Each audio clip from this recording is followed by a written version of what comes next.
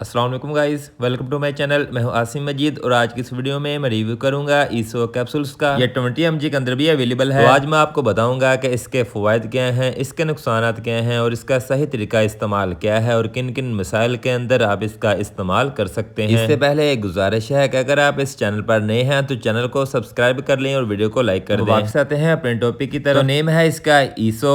Shagun farm है इसको बना रही है जो कि अच्छी अद्वियात बनाती है। इसकी कीमत की बात करें तो ईसो 40 mg 610 रुपए में 14 कैप्सूल्स का पैक पाकिस्तानी मार्केट में आम दस्तियाब मिलता है। बात कर लेते हैं इसमें मौजूद दवा की। तो इसमें इसोमेप्राजोल को ऐड किया गया है। ये बेसिकली प्रोटोन पंप इनहिबिटर्स ये ऐसी अद्वियात होती हैं जो मैदे की तेजाबियत को कम करने की सलाहियत रखती हैं। अब जिन कंडीशंस में इसका सबसे ज्यादा इस्तेमाल होता है उसमें पहले नंबर पे गड यानी गैस्ट्रो इसोफीजियस रिफ्लक्स डिजीज है। इसमें होता यह है कि गजा या तेजाबियत वापस गजा की नाली इसोफेजियस में आना स्टार्ट हो जाती है जो कि नहीं आनी चाहिए, जिससे आपको सीने में जलन, उल्टी, मतली, जैसे खाना गले में अटका हुआ है, सीने पे बोझ, तो ऐसी कैफियत में इसको यूज किया जाता है। इसके अलावा इसोफेजाइटिस यानी कि गट की हालत को जल्दी ट्रीट ना किया जाए तो गुजा की नाली मुतासर हो जाती है, उसमें सोजिश हो जाती है, तो उसमें भी इसका इस्तेमाल करवाया जाता है। इसके अलावा अल्सर, मैदे में कोई जख्म, पेप्टिक अल्सर, छोटी आंत में अल्सर या गुजा की नाली में अल्सर या जख्म हो जाए तो उसको ट्रीट करने के लिए भी इसका यूज करवाया जाता है। इसके अलावा ऐसे अफराद जो पेन किलर अद्वियात का बहुत ज्यादा इस्तेमाल करते हैं तो उनमें मैदे में कोई जख्म या अल्सर हो जाता है तो उनमें भी इसका इस्तेमाल करवाया जाता है। इसके अलावा हैवी एंटीबायोटिक्स के साथ भी इसका यूज करवाया जाता है ताकि मैदे पे कोई मुज़र असरात ना हो। इसके अलावा एच पैलोरी के ट्रीटमेंट में भी दूसरी अद्वियात के साथ मिलाकर इसको यूज करवाया जाता है। अब बात कर लेते हैं इसके नुकसानात की। तो इसमें सर दर्द, उल्टी, मतली, लूज मोशन, पेट दर्द, कब्ज, गैस की शिकायत, मुंह खुश्क, थकावट, गनूदगी, जिस्म पे कोई रैश, एलर्जी हो सकती है और लॉन्ग टर्म इस्तेमाल के साथ विटामिन B12 की कमी हो सकती है। अब बात करते हैं इसका तरीका इस्तेमाल या डोजेज की। तो वो डिपेंड करता है आपकी कंडीशन, एज, वेट और किस मसले में इस्तेमाल कर रहे हैं। डॉक्टर्स 20 mg कैप्सूल का इस्तेमाल दिन में एक दफा या सुबह शाम और 40 mg कैप्सूल का इस्तेमाल दिन में एक दफा खाली मैदा करवाते हैं। जैसे आपको डॉक्टर्स प्रिस्क्राइब करें उस तरह आपने इसका इस्तेमाल करना है। तो ये सब इंफॉर्मेशन थी ईसो कैप्सूल्स की। उम्मीद है आपको वीडियो पसंद आई होगी। अपना ख्याल रखिएगा। अल्लाह हाफिज।